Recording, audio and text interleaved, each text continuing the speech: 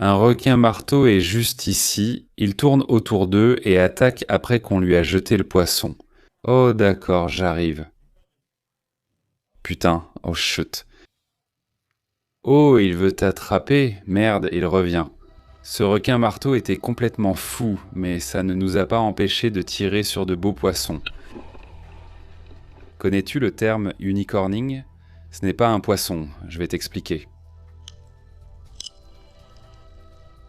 Quand tu tires une flèche entre les yeux d'un poisson, il ressemble à une licorne. Nous allons transformer ce poisson en backfish, un plat allemand. Reste jusqu'à la fin pour découvrir la recette. Appuie sur le bouton j'aime et c'est parti. J'ai peur que ce soit un peu chaud. Oh là là, mon café est sur le point de se renverser sur mes genoux. Quoi de neuf? C'est Eiko de la chaîne South Florida Fishing, et je suis chez McDonald's. Je vais rarement chez McDonald's, sauf parfois tôt le matin. Je ne sais pas si tu le vois, mais je n'ai dormi que 3 heures. Et on s'apprête à faire de la chasse sous-marine en apnée profonde avec Carson. Je pars plus au sud, dans les Keys de Floride, pour pêcher un gros poisson.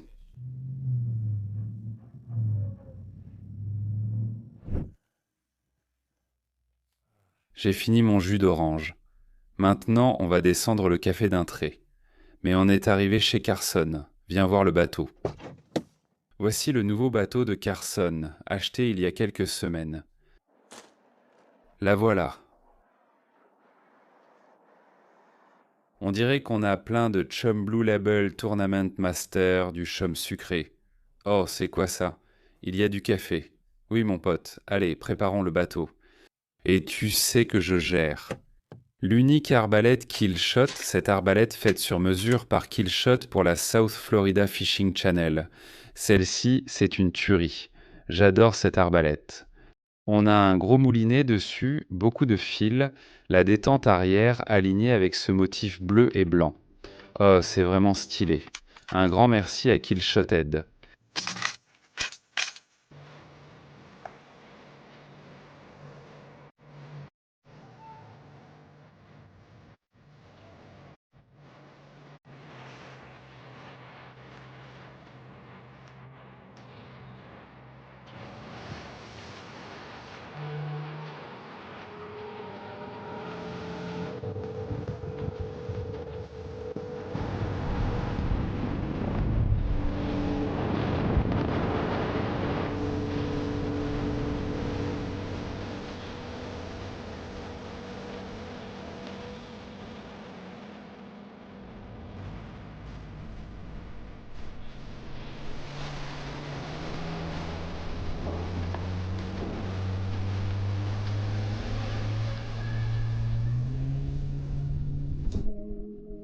Regardez tous ces poissons, on jette l'ancre dans 23 mètres d'eau, juste au bord du récif.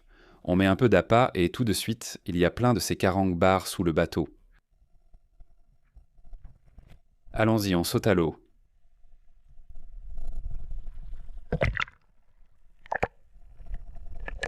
Un grand banc de chubs des Bermudes a mangé tout notre appât. Comme ils n'ont pas bon goût, on ne les tirera pas. Cependant, j'aperçois un coureur arc-en-ciel dans ce banc, et ceux-là font un excellent sashimi.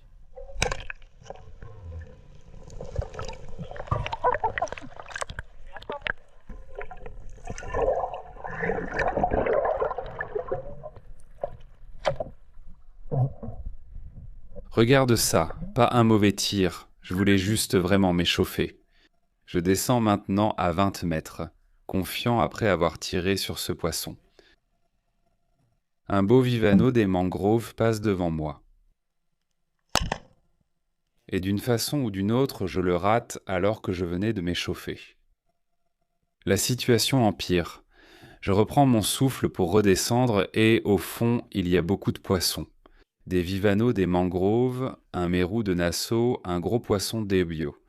Il y a tant de poissons que mon cerveau disjoncte et je n'en attrape finalement aucun. Il existe sûrement un mot pour cela, mais parfois, avec trop de poissons, on n'en attrape aucun. Mon pote remonte des profondeurs et on dirait qu'il a tiré un vivano des mangroves. Bon, il est temps que je passe à la vitesse supérieure, il est temps de tirer un poisson.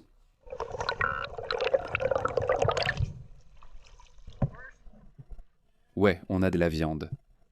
Je retourne au fond et je tombe sur ce magnifique mérou rouge. Je me dis qu'on va attraper et cuisiner ce gars-là.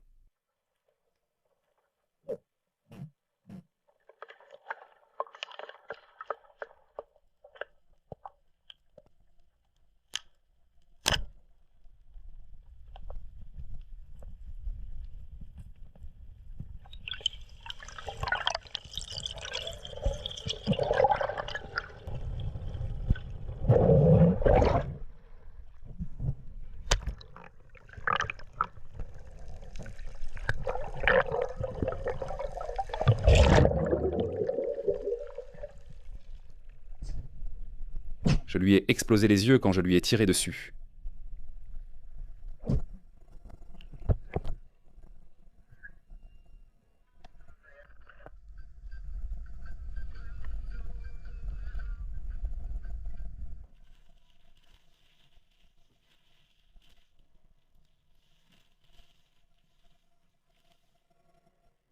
Maintenant que j'ai le dîner dans la glacière, je suis beaucoup plus détendu et je commence à faire des choses comme filmer cette méduse qui vient de flotter devant mon visage.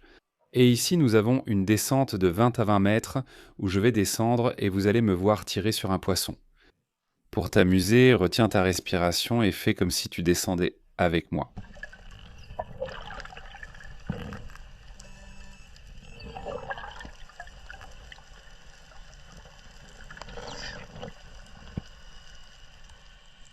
Je ne publie généralement pas toutes mes descentes en chasse sous-marine car elles peuvent être un peu tremblantes. La caméra est sur ma tête et tu verras que je regarde souvent autour de moi, cherchant des poissons à tirer et des requins. Je vérifie juste qu'il n'y a personne derrière moi et il y a un requin à droite. Je dois juste m'assurer qu'il n'essaie pas de me mordre la jambe quand il s'approche. Je continue de regarder autour de moi et maintenant je remarque un beau vivano, un dernier coup d'œil pour voir s'il y a un requin derrière moi et maintenant je vais tirer sur ce vivano.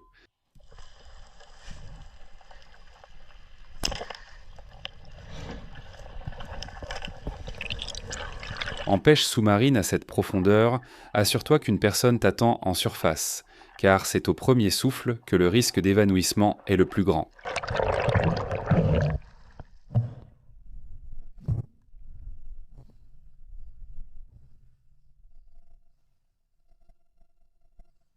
Oh ouais, tu l'as eu.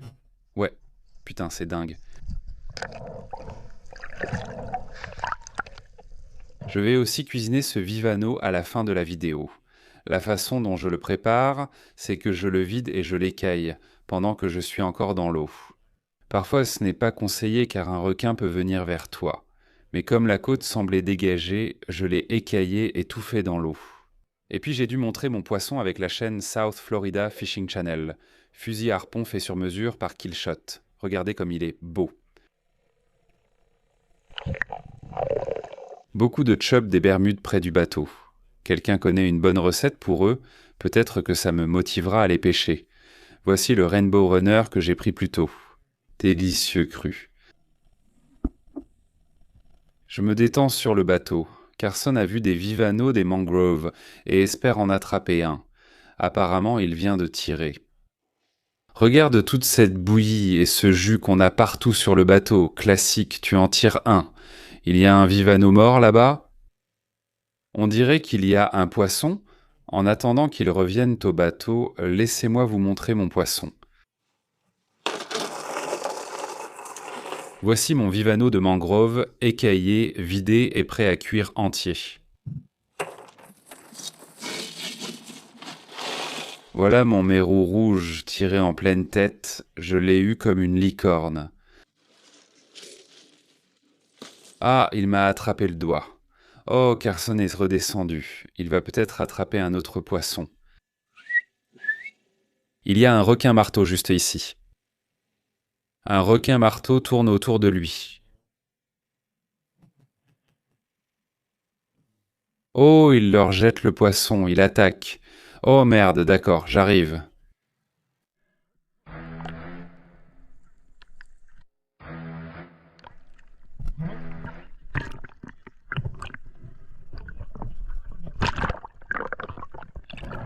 Mec, il a littéralement essayé de me manger. J'avais un poisson sur mon harpon.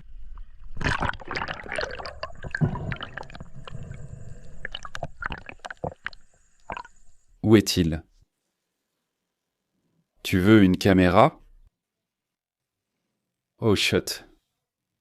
Oh, il essaie de t'avoir? Il a pris ton sniper? Il a littéralement essayé de me manger. Il a mangé ton Vivano? J'ai un poisson sur mon harpon. Merde, il revient. Il a mangé leur Vivano. Et ce requin marteau était agressif et tournait comme un fou. J'aurais aimé être dans l'eau. Il est parti, c'est sûr. Il a mangé ton Vivano, hein? Merde. J'ai dû le piquer 3 fois. Oui, c'est le plus agressif. Il avait l'air agressif. Le comportement de requin le plus agressif que j'ai jamais vu. Je vois des requins bulldogs faire ça quand ils sont tous en groupe.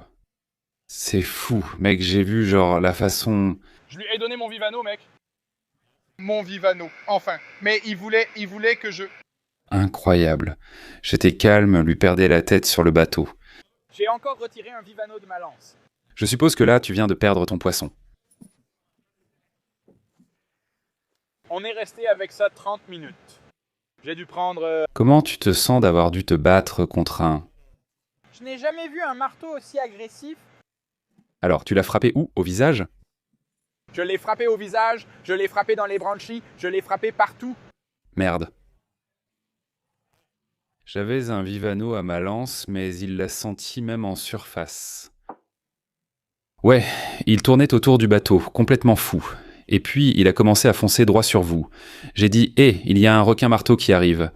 Ce n'était pas « Et, je viens observer », mais « Et, je viens voler votre poisson ». Il était juste devant moi, je le regardais, il venait vers moi, j'ai fait « Bam », il a tourné puis est revenu. J'ai fait « Bam ». Oh, Très grand. c'est cool. Allons-y. Activité de requin marteau, activité de requin.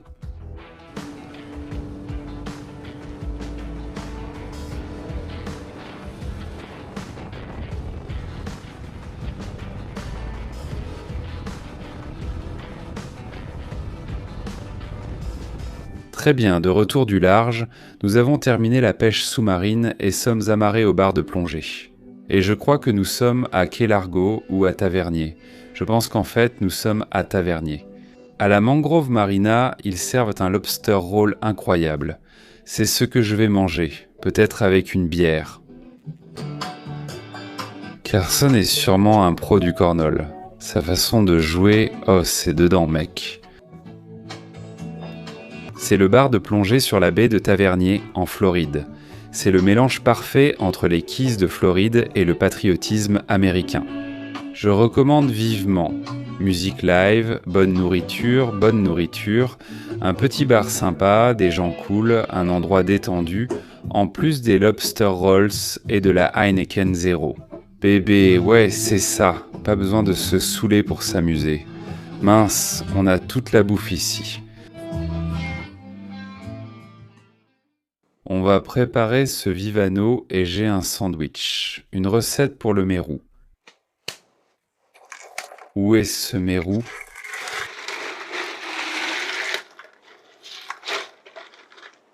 Allez, Elliot, je vais t'en donner un morceau.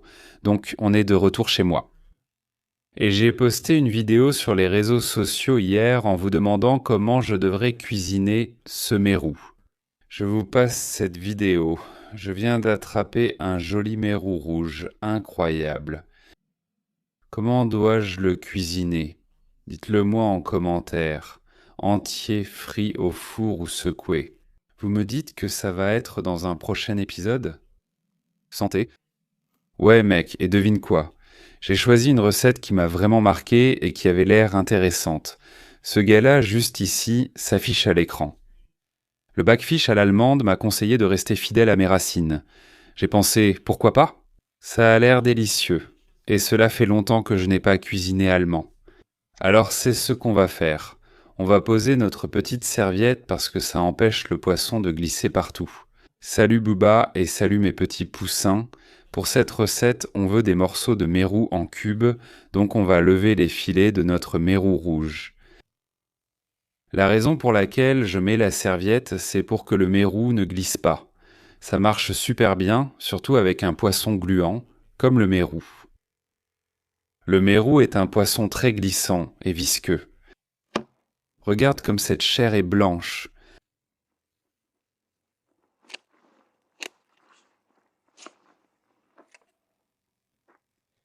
Nous voulons nous assurer que la chair ne touche jamais la table à filet, ni l'eau douce. Donc dès que vous l'enlevez, du poisson côté peau vers le bas, passez votre couteau entre le filet et la peau.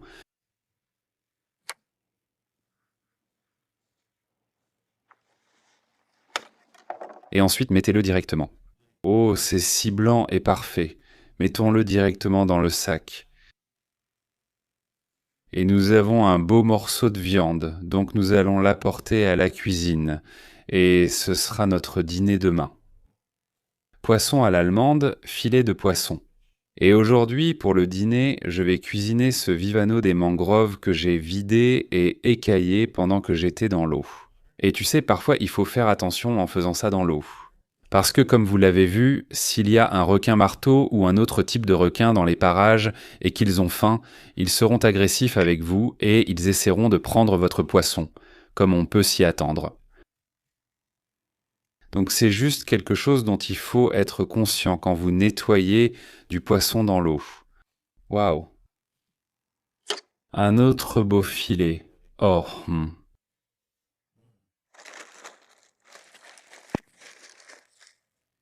Je me demande, il reste beaucoup de viande sur les côtes, et ce mérou est petit. Avec un gros mérou, tu pourrais manger la viande de la gorge et de la tête, ou préparer un bouillon ou une soupe. Comme je manque de temps aujourd'hui, je ne vais pas le faire. Tu sais ce que je vais faire. Je vais l'ouvrir et le donner aux poules. Oh, et bien sûr, Elliot va en avoir aussi. Et mon grand.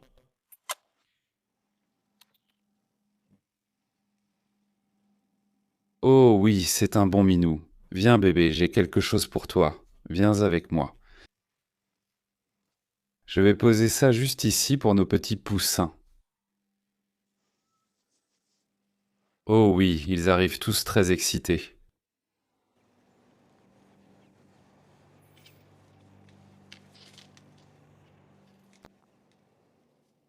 Ouh, elle trouve ça vraiment délicieux, hein? Profitez-en. Voici le vivano des mangroves que je vais préparer pour un petit encas rapide. Je les ai mis dans une poêle en fonte. Évidemment, les branchies ont été retirées. Il a été vidé, j'ai mis un peu de beurre dessus et un bon morceau de beurre à l'intérieur aussi. J'ajoute notre assaisonnement citron-poivre de la South Florida Fishing Channel. On va rester très simple, rien de spécial. Ajoutez un peu de sel. Et c'est tout. On va les mettre au four. Je l'ai réglé à 178 degrés et une fois que c'est prêt, je vais juste ajouter un filet de citron dessus et c'est tout. Facile.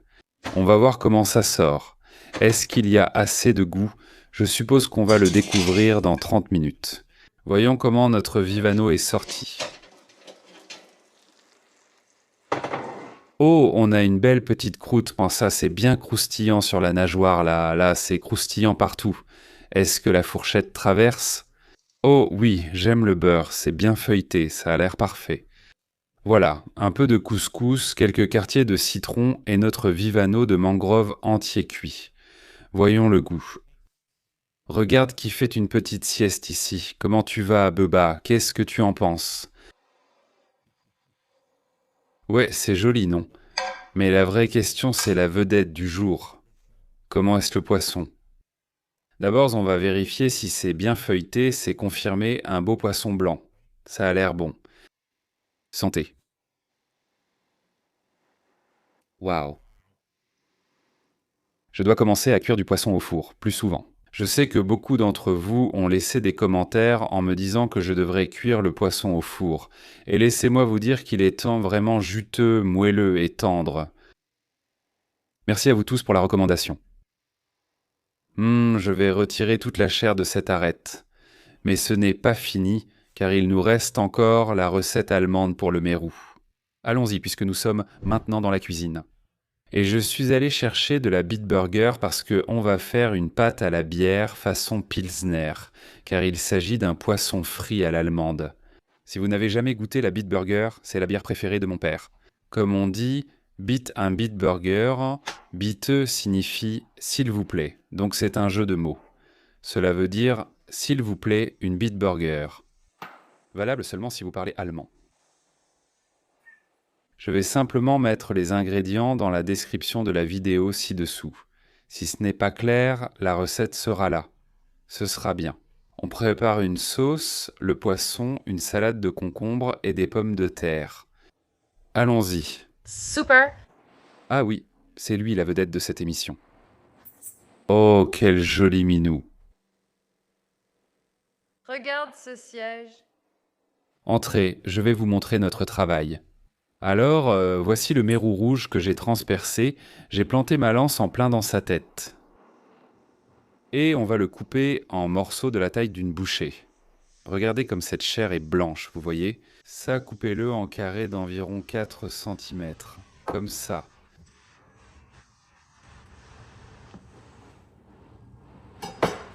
Elliot, tu vas devoir descendre du comptoir. Je suis désolé. Il doit rester là la moitié de la vidéo, d'accord? On va le couper en morceaux de cette taille. Puis je ferai pareil avec le reste du poisson avant de vous donner la prochaine mise à jour. Pour Elliot, le meilleur dans la cuisine, ce sont les morceaux de poisson qui restent. Regardez ce visage de désespoir juste ici. Elliot pêche et cuisine. Atteignons 10 000 likes et on le fera. Il ne te mordra pas. On essaie de faire en sorte que la sauce limonada et on fait tourner l'huile d'avocat et les blancs d'œufs depuis 10 minutes. Rien ne se passe, ça devrait faire de la mayo. Est-ce que quelqu'un sait ce qu'on fait de mal? Pas le robot culinaire à l'arrière. C'est un beau plan, ça. Juste là, on met l'huile d'avocat et Les blancs d'œufs. on remet les blancs d'œufs dans le robot culinaire et on va ajouter un blanc d'œuf de plus. Et maintenant, on va essayer de transformer ça en mayonnaise. On est déterminé à ce stade, pour une raison quelconque, on n'arrive tout simplement pas à comprendre comment faire notre propre mayonnaise. On a ajouté les blancs d'œufs et l'huile d'avocat, et cela fait environ 30 minutes qu'on mixe sans obtenir la texture de mayonnaise voulue. Pour la sauce qu'on prépare, la sauce c'est quand même super bonne, mais je ne sais pas ce qu'on fait de mal. Si vous savez, n'hésitez pas à laisser un commentaire. Je les lirai tous, regardez ça. Je prépare la pâte à la bière ici en ce moment. On a du poivre de Cayenne, du sel, du beurre et des jaunes d'œufs. On ajoute la farine et la pilsner et voilà la pâte à la bière.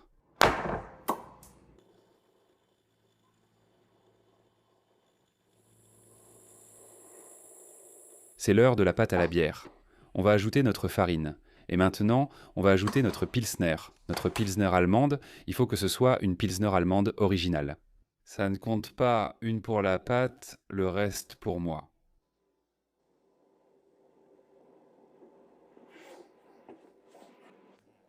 J'adore la bonne pâte. On peut savoir quel goût aura une pâte rien qu'en la sentant. Ça, c'est de la pâte à la bière, Backfish Pilsner. Non, c'est parfait. Pourquoi on ne fait pas ça au mixeur? Ouais, c'est plutôt sympa. Maintenant, ce qu'on va faire, c'est chauffer un peu d'huile là-dedans, puis on va prendre le poisson à la bière, l'enrober de pâte et le faire frire dans l'huile. Bam! Et pour l'huile qu'on va utiliser, eh bien, on était censé utiliser de l'huile d'avocat. Mais je ne pense pas que ça suffira. Il en reste à peine dedans. Qu'est-ce qu'on utilise? J'ai un peu d'huile d'arachide, ce serait vraiment mauvais. Ou de l'huile d'olive, ou du beurre. De l'huile d'olive, peut-être. Attends, tu ne penses pas que c'est suffisant? Regarde comme il y en a peu là-dedans. Je veux que ça s'imprègne. Je veux que ça s'imprègne. Le poisson. Aimer, ne pas aimer. Quand tu fais frire, ça ne va pas au fond de la poêle. On verra. Il me faut un bol plus petit. Ça ne se remplira jamais. Donc ça fait quoi, 10-20 minutes qu'on mélange et il ne se passe rien. Ça ne devient pas du tout de la mayo. Regardez-moi ça.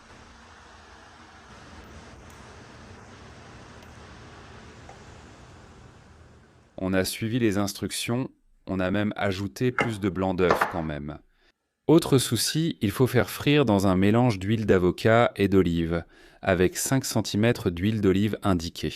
Et j'ai déjà ajouté toute une bouteille de celle-ci. Je dois encore ajouter une autre bouteille, donc je vais dépenser environ 40 $ uniquement en huile d'olive pour la friture. Merci de liker et de vous abonner, voici la 3e bouteille. C'est douloureux, ça fait mal, ça me fait mal à l'âme. Je vais devoir faire un prêt juste pour acheter plus d'huile d'olive pour frire. Voilà, et on y arrive. On a presque un pouce maintenant, il nous faut encore un pouce et ce sera bon. Heureusement qu'on a cette grande bouteille ici. Oh non. Oh, Elliot, photo d'action? photo d'action, Minou.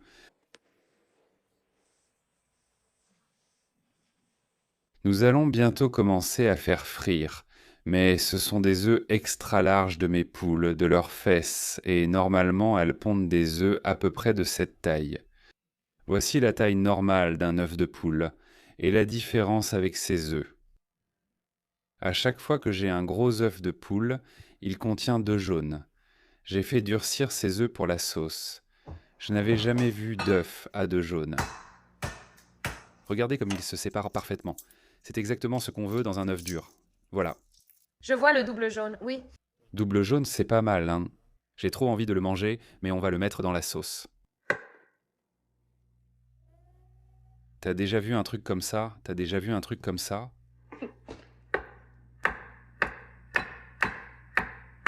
C'est sûrement bon. Enfin, de la ciboulette. De la ciboulette fraîche du jardin. La sauce est presque prête. C'est le cas, ça ressemble à de la mayonnaise. Oui, ça ressemble un peu à de la mayonnaise. Essayons un peu. Ça va marcher. Bingo, très bien. Maintenant, on va s'occuper de la vedette du spectacle, le mérou rouge. On prend un morceau de mérou rouge carré et on le trempe dans la pâte à la bière. D'accord, tu es prêt pour ça? Tu vas vouloir t'approcher pour voir. On va le plonger. Directement dans cette huile. Tu vois comme c'est parfait. Regarde, c'est totalement immergé, comme il faut. Seulement 100 $ d'huile d'olive ont suffi. Voilà, c'est de ça que je parle. En voilà un autre qui entre.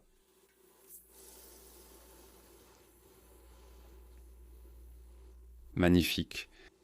Ça grésille à une température constante de 355 degrés. Et nous avons utilisé notre pistolet laser pour connaître la température. Concombre bio. Je ne pense pas que vous ayez besoin des instructions complètes pour préparer une salade de concombre. Mais en gros, on va y ajouter du concombre tranché. On va aussi y ajouter de l'oignon rouge émincé. Vin blanc, sel, poivre, ciboulette, aneth, salade de concombre. Venez jeter un œil ici. Voici un mérou frit, bien doré. Oh oui, tout commence à prendre forme maintenant, et ce n'est pas seulement le poisson, la sauce aussi s'est bien assemblée. Quoi d'autre? Qu'est-ce qu'on vient de préparer? Salade de concombre. Oui, la salade de concombre. Regarde ça, ça a vraiment l'air super bon. Je veux dire ça. Oui, ça a vraiment l'air bon. Ça a l'air... D'accord, on va les finir, et ensuite ce sera presque l'heure de manger. D'accord. On a nos ingrédients étalés devant nous, notre nourriture. Ça s'est beaucoup mieux passé, tu sais, malgré tout le fiasco. Si tu regardes ça, tu pensais sûrement que ça allait mal tourner, mais finalement c'est parfait. Et la vedette du spectacle, c'est toujours le poisson. Donc c'est la première chose. On va juste goûter un morceau de poisson directement, là, devant la caméra. On ne va même pas le mettre dans la sauce, juste du poisson nature. Poisson nature, c'est parti.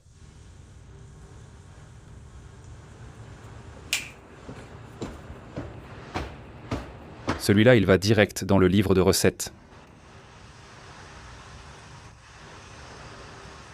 C'est encore meilleur que prévu. Tu veux goûter?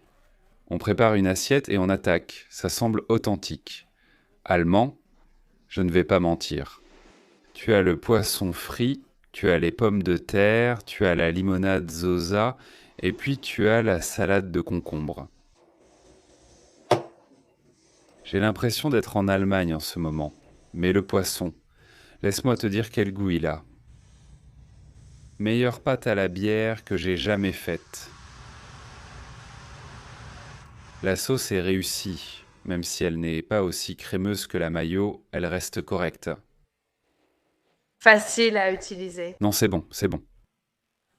Le poisson est juste croustillant, feuilleté, blanc, et a un goût un peu comme une bière pilsner dans une pâte à frire.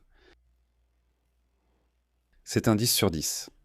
Au fait, un grand merci à Carson pour nous avoir emmenés sur le bateau, merci à Greta de m'avoir aidé à cuisiner, et on se retrouve au prochain épisode. Aimez et abonnez-vous. Faites-le maintenant. C'est la seule façon dont je suis payé.